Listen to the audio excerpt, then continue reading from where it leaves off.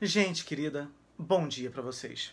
O nosso devocionário diário tem sido bom para você? Seja sincero. Então já comenta aqui embaixo.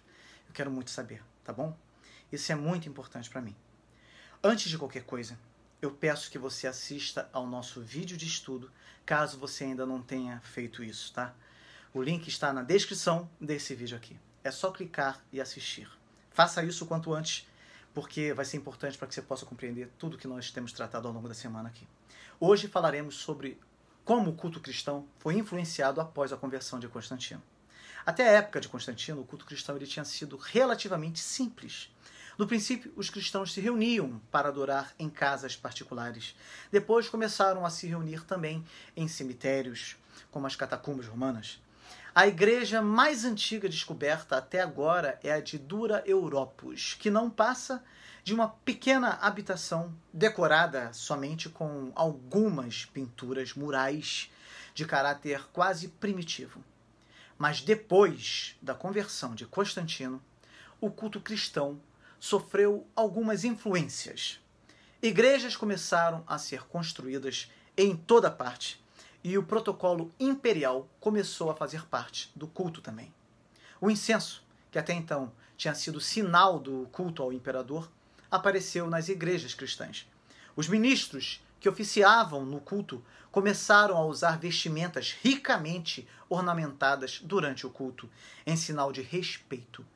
Pela mesma razão, vários gestos de respeito, normalmente feitos diante do imperador, começaram a surgir também no culto.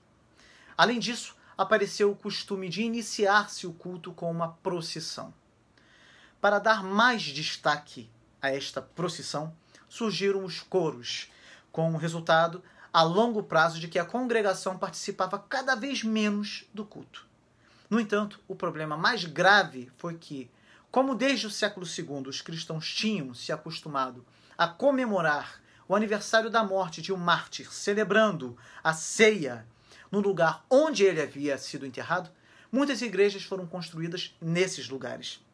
O problema não jaz nesse fato, mas no que foi gerado a partir daí. Não demorou para que as pessoas pensassem que o culto teria significado especial se celebrado em uma dessas igrejas por causa da presença das relíquias do mártir. Como consequência, começaram a ser desenterrados mártires para colocarem o seu corpo, ou parte dele, sob o altar de várias das muitas igrejas que estavam sendo construídas. E o que aconteceu foi que não demorou muito para que as pessoas começassem a atribuir poder milagrosos a essas relíquias. E dali, para a veneração e depois para a adoração, a distância foi muito curta. No ano 326, a imperatriz Helena, mãe de Constantino, peregrinou para a Terra Santa, onde pensou ter descoberto a verdadeira cruz de Cristo, a Vera Cruz. Logo surgiram boatos de que essa cruz tinha poderes milagrosos e partes dela foram espalhadas por muitas regiões do Império. A superstição do povo começou a crescer e os líderes da igreja não sabiam como lidar com os relatos dos possíveis milagres que estavam acontecendo.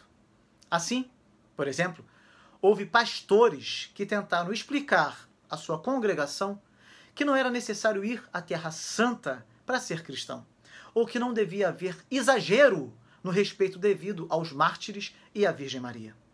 Ou seja, perceba que pior que as influências trazidas pelo protocolo imperial foram os erros teológicos que começaram a surgir dentro da igreja, os quais causaram prejuízos irreversíveis, como veremos ao longo dessa série.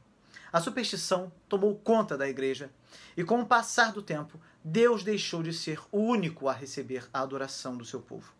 Os homens se esquecem facilmente que toda boa dádiva e todo dom perfeito vem do alto, descendo do Pai das luzes, em quem não há mudança, nem sombra de variação, como nos ensina Tiago 1, versículo 17.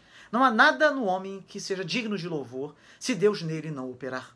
Porque todos pecaram e destituídos estão da glória de Deus. Romanos 3, versículo 23.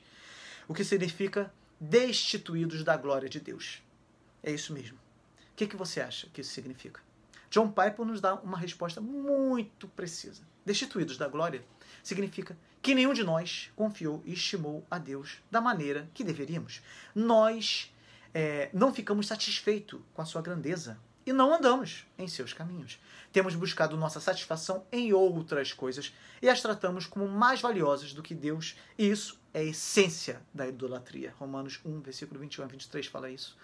Desde que o pecado entrou no mundo, todos nós temos sido profundamente resistentes a ter Deus como nosso tesouro todo satisfatório. Efésios 2, versículo 3. Isso é uma ofensa terrível contra a grandeza de Deus. Jeremias 2, versículo 12 e versículo 13. Que você considere quem é Deus e o que ele requer de todo aquele que foi salvo através da obra vicária, substitutiva de Cristo na cruz.